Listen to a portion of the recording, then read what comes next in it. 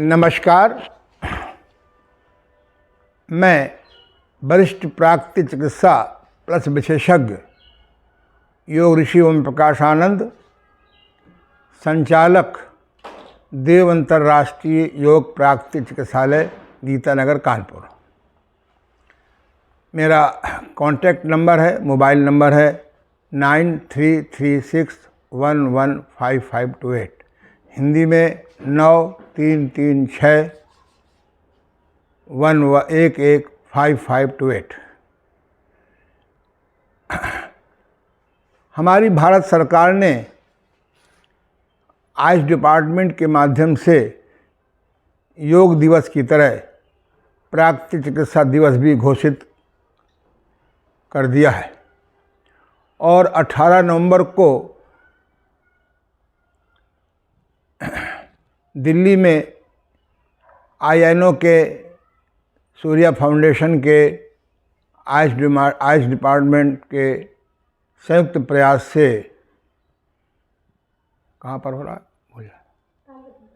ताल कटोरा में प्रातः 8 बजे से शाम लगभग 6 बजे तक कार्यक्रम चलेगा। इसमें देश विदेश के नाना प्रकार के प्राकृतिक चिकित्सक प्रेमी, स्वास्थ्य प्रेमी, नेचुरोपैथ प्रेमी पहुंच रहे हैं। उसी उपलक्ष्य में आज मैं आपको प्राकृतिक चिकित्सा का प्रारंभिक ज्ञान तीसरे दिन दे रहा हूं। प्रथम दिन मैंने बताया था कि मैं स्वयं आज से 55 साल पहले कितना बीमार था। 3 साल दवाइयाँ करते करते तंग आ गया था, सुसाइड थॉट आ गया था, लेकिन अपने हॉस्टल रूम पार्टनर के प्रेरणा से, कहने से मैं कूने हाइड्रोथेरेपी यानी जल चिकित्सा पर अपने ऊपर प्रयोग किया अपने गुरुदेव के मार्गदर्शन में, और मेरी 16 बीमारियां 3 महीने में बिल्कुल समाप्त हो गईं। आज जो मेरे बाल हैं ये पूर्णतः नेचुरोपैथी की देन है, जबकि आधे झड़ गए थे। चश्मा का नंबर मेरा बहुत बढ़ गया था, चश्मा छूट गया। 20 साल से जुखाम से पीड़ित था, कफ ऊपर खींचता रहता था, शरीर चलने में कांपता था, नाना प्रकार की फ्यूचर सेक्सुअल कमजोरी के फेयर पैदा हो गए थे। लेकिन कूने हाइड्रोथेरेपी की कृपा से मैं उनके पास, गुरुदेव के पास 1 महीने गया। आउटडोर में था, यदि इंडोर की व्यवस्था होती तो मैं 10 दिन में ही वो सारा ज्ञान सीख लेता, जैसा कि मैं अपने यहाँ करवाता हूँ। और मुझे कितना लाभ हुआ।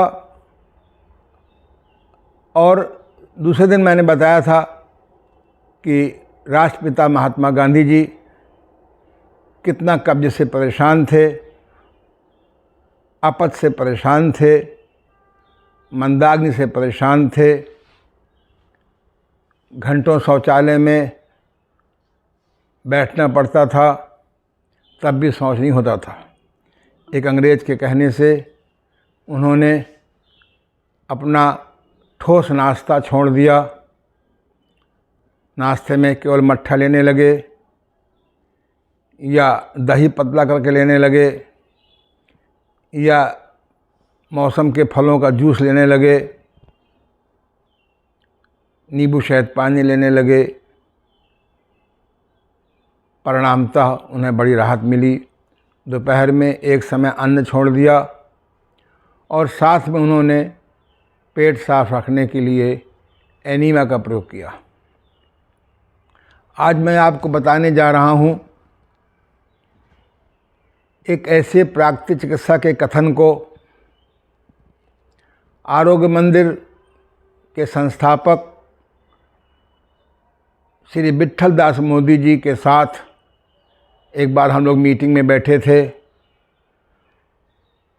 उनसे हम लोगों ने कहा कि आपके पास तो रहने की व्यवस्था है, हम लोग सेवा कैसे करें। उन्होंने बहुत अच्छा उत्तर दिया, अगर तुमको मिट्टी की पट्टी बनाना आता हो, मिट्टी की पट्टी एब्डोमेन में पेड़ों पे रखना आता हो, एनीमा की विधि मालूम हो कि किस प्रकार से हम मिट्टी की पट्टी या ठंडे पानी की पट्टी पेड़ों पे रखें, उसके बाद हम गरम ठंडा सेंक दें। नाभि के नीचे ठंडे पानी की पट्टी या मिट्टी की पट्टी रखें, ऊपर हम गरम ठंडा सेंक दें, उसके बाद एनीमा करा दें और साथ में भोजन विज्ञान मालूम हो, तो हम 100 में 90 निराश रोगियों को ठीक कर सकते हैं। युग में परिवर्तन आ गया है। अब दवाइयों का इतना ज़बरदस्त प्रचार हो गया है कि रोगी वहाँ से निकल ही नहीं पाता, टेस्टिंग के महाजाल से में फंस जाता है, नाना प्रकार के नकारात्मक चिंतन से फंस जाता है और दवाइयों के दुष्परिणाम स्वरूप 10 समस्याएं और पैदा कर लेता है।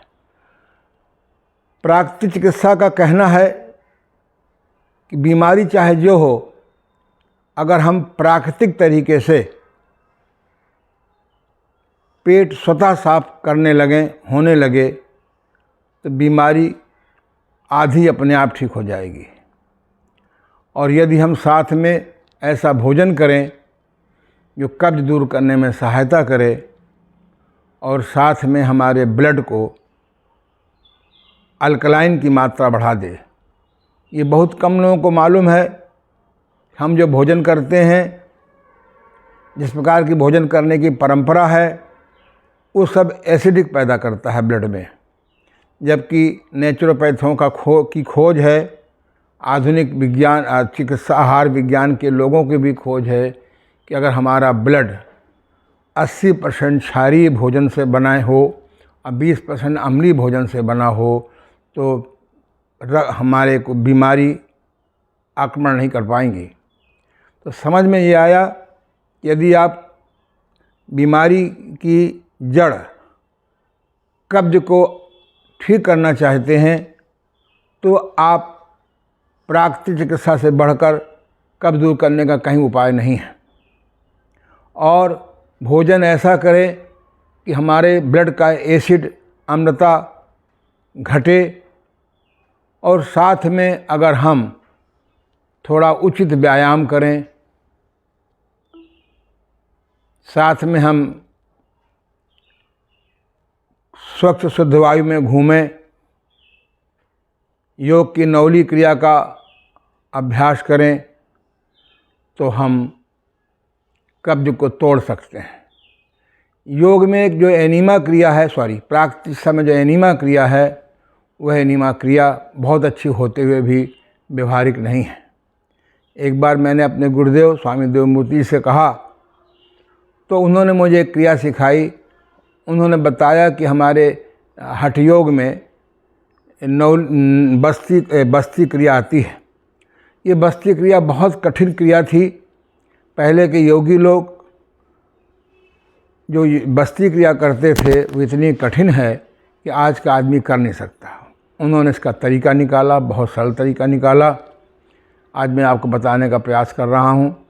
पहले तो ये आप जाने कि अगर आप पेट स्वच्छ नहीं रखेंगे, पेट साफ नहीं करेंगे, पेट साफ नहीं रखेंगे, पेट साफ करने का उपाय नहीं करेंगे, तो आप चाहे ब्लड प्रेशर हो, चाहे डायबिटीज़ हो, चाहे मोटापा हो, चाहे जोड़ों के दर्द हो, इससे राहत मिलेगी, क्योर नहीं होंगे। तो आइए हम आपको एक ऐसी क्रिया बताएं। जब भी मेरा कोई रोगी आता है तो 100 में 99 रोगियों का तो पेट खराब रहता है और नाना प्रकार का चूरन चटनी खा के तंग होकर के आते हैं। सबसे पहले मैं उन रोगियों को नाभि के नीचे ये गर्म पानी की थैली है, इसको मैं खोल करके ठंडा पानी भर देता हूँ और नाभि के नीचे सेंक कराता हूँ। नाभि के नीचे इस प्रकार से सेंक 10-15 मिनट करने देता हूँ, ठीक है ना। और उसके बाद जो है गरम ठंडा सेंक देता हूँ लीवर पर, स्प्लीन पर। और एक बस्ती क्रिया होती है, ये बस्ती क्रिया, ठीक है। ये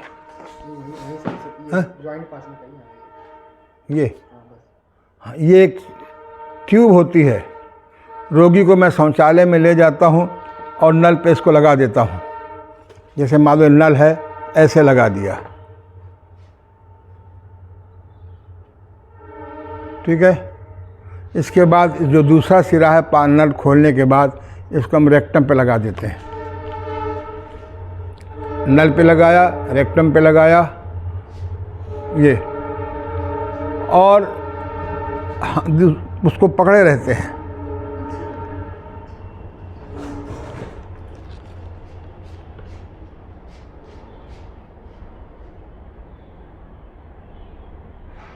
इस प्रकार से 5-10 मिनट उसकी आंतों को साफ होने देते हैं और रोगी का कब्ज टूट जाता है। याद रखें, कब्ज टूटना अलग चीज़ है, कब्ज न होने पाना अलग चीज़ है। इस प्रकार से उसे बड़ी राहत मिलती है और रोगी बड़ा खुश हो जाता है। यदि आप भी रात को सोने से पहले शौचालय में जा कर के इसी प्रकार से नल में ट्यूब लगा दें और नीचे नल खोलने के बाद जब पानी आने लगे इसे रेक्टम में लगा दें। 1 मिनट, 2 मिनट, 4 मिनट हाथ से पकड़े रहिए, काफ़ी मल की गांठें निकल जाएंगी, मल टूट जाएगा। इस प्रकार से कब्ज टूट जाएगा। याद रखें, कब्ज टूटना अलग चीज़ है और कब्ज से मुक्त होना अलग चीज़ है। इसलिए आप अगर कब्ज से मुक्त होना चाहते हैं तो कब्ज के कारण को जानिए। कब्ज का जो कारण है इसकी चर्चा कल करेंगे। आज हम लोग, चलो आज कर लिया जाए। कब्ज का जो पहला कारण है वह है शौच को टालना। अगर आपको शौच लगा है और आपने उसको टाल दिया तो फिर शौच आसानी से नहीं होगा, तब आपको बस्ती क्रिया या गणेश क्रिया करनी ही पड़ेगी। इसलिए कहावत है, जाएं कि न जाएं, तुरंत जाइए, खाएं कि न खाएं, न खाइए। अगर मन में शंका हो कि शौच पेशाब जाएं कि न जाएं, जाएं कि न जाएं, तो जाने का निर्णय लीजिए। खाने में आपको शंका हो कि खाएं कि न खाएं, तो न खाने का निर्णय लीजिए। इसलिए शौच को मत टालिए। शौच का टालना भी बहुत बड़ा कारण है। दूसरी बात, शौच में कभी जोर मत लगाइए। अगर शौच आपका हो रहा है तो जोर मत लगाइए। कुछ देर बैठे रहिए, आंख बंद करके बैठ रहिए, बड़ी आंत का ध्यान करिए, किस प्रकार से बड़ी आंत के स्टार्ट से मल आगे बढ़ रहा है। 2, 4, 5, 10 मिनट में शौच अपने आप होने लगेगा। जोर लगाएंगे तो आंतों में सूजन आ जाएगी, लीवर में सूजन आ जाएगी, पैंक्रियाज में सूजन आ जाएगी। इसलिए कभी जोर नहीं लगाना चाहिए। इससे अच्छा है कि आप बस्ती कर लें। अगला है इसका शौच को दस्तावर दवाइयाँ। आजकल बड़ा प्रचार होता है कि ये दवा खाइए, कब्ज से मुक्त हो जाइए।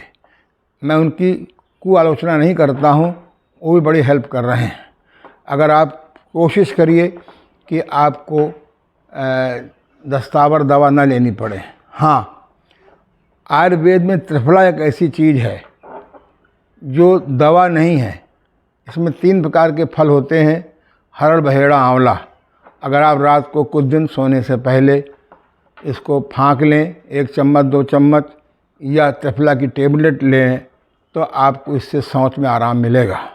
लेकिन प्रयास करिए कि बहुत स्ट्रांग दस्तावर दवाएं न लीजिए बिना समझ अनुभवी आदमी के गाइडेंस में। इसी प्रकार से नशे, अगर कोई नशे की आदत हो गई हो, इससे बड़ा कब्ज हो जाता है। कोशिश करिए कि किसी प्रकार का नशा हो उसको छोड़िए। दूसरा है आपका नाभि का हट जाना। अगर आपकी नाभि हट गई है तो इस पर मैंने अलग से किताब भी लिखी है, हटी नाभि कैसे बिठाएं। ये जो मैंने कब्ज गैस की पुस्तक लिखी है, ये इसीलिए लिखी है कि आपको इसका ज्ञान हो जाए। तो आप नाभि वाली किताब पढ़िए, मेरी ऑनलाइन दी हुई है। इसी प्रकार से पेट के व्यायाम जरूर करिए। किंग एक्सरसाइज, क्वीन एक्सरसाइज, एक पाद उत्थानासन, उत्थान पादासन, नौकासन। ये 5 आसन ऐसे हैं, किंग एक्सरसाइज, क्वीन एक्सरसाइज, एक पादुत्थानासन, उत्थानासन और नौकासन। अगर आप ये आसन ऐसे हैं कि आप शौच न होने पर भी कर सकते हैं, शौच होने के बाद भी कर सकते हैं। इन आसनों के करने से आंतों का मल छूट जाता है, अलग हो जाता है और आंतें ताकतवर भी होती हैं। इसी प्रकार से नींद में बाधा, अगर आपको अच्छी नींद नहीं आती है तो अच्छी नींद के लिए रात को सोने से पहले या योग निद्रा करते करते सो जाइए। नकारात्मक चिंतन, भय भी हमारे पेट खराब करने में बहुत मददगार है, इसलिए सकारात्मक चिंतन करिए, मेडिटेशन में बैठिए। इसी प्रकार से भोजन में सब्जी की कमी है। हम लोग जो भोजन करते हैं उसमें अन्न की मात्रा ज़्यादा लेते हैं, रोटी दाल चावल ज़्यादा लेते हैं और हरी सब्जियां, रोटी दाल चावल आलू ज़्यादा लेते हैं, हरी सब्जियां कम लेते हैं।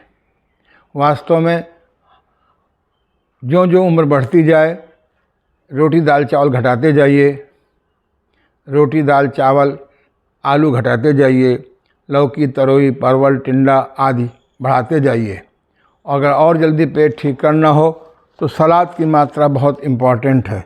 सलाद की मात्रा, अगर भोजन के पहले सलाद की मात्रा ले लें तो और अच्छी बात है। इसी प्रकार से पानी कम पीने से भी शौच नहीं होता। सवेरे उठ करके मुँह धो करके, हाथ धो करके, जाड़े में गर्म पानी, गर्मियों में सामान्य पानी आप 1 गिलास 2 गिलास 3 गिलास पी लें, इससे भी शौच में आपको आराम मिलेगा। दिन में भी कम पानी पीने से कब्ज रहने लगता है। इसी प्रकार से आप बिना भूख के न खाइए। हम लोग जो है बिना भूख के खाते रहते हैं और परिणाम क्या होता है कि अपच हो जाता है। तो कोशिश करिए जब खरी भूख लगे तभी आप भोजन करिए। अगर हम लोग खरी भूख पे चबा चबा करके थोड़ी भूख रखते हुए भोजन में हरी सब्जी और सलाद की मात्रा ज़्यादा रखें तो कब्ज होने का सवाल ही नहीं उठता। इसी प्रकार से बहुत कम खाना भी कब्ज का कारण है। जैसे अगर आप नाली में बहुत कम गंदगी भेजेंगे तो आगे सरकता नहीं है। तो बहुत कम खाना, अगर हमारे को 4 रोटी की भूख है 3 खाइए, 3 की जगह आप 1 ही रोटी खाएंगे तो फिर आपको भी कब्ज हो जाएगा। इसी प्रकार से अनियमित आहार, भोजन का एक सेट करिए कि हमें सुबह 8 से 9 के बीच में नाश्ता करना है, दोपहर में 2 से 3 के बीच में भोजन करना है, शाम को 6 से 7 के बीच भोजन करना है। इससे भी आपको बहुत आराम मिलेगा। शौच में इसमें इसी प्रकार से आपको पाचन से, अगर आपका पाचन कमज़ोर है तो जो गरिष्ठ भोजन है उसको अवॉइड करिए। इसी प्रकार से यदि आप बिना चबाए खाते हैं तो इससे भी आपको, इसीलिए कहा गया है 2 मिनट भोजनालय तो 20 मिनट शौचालय। अब 20 मिनट भोजनालय तो 2 मिनट शौचालय। अगर आप शौचालय में समय, अगर आप भोजनालय में समय अधिक लगाएंगे, शौचालय में समय अपने आप कम लगेगा। इसी प्रकार से तला भुना कम से कम खाइए।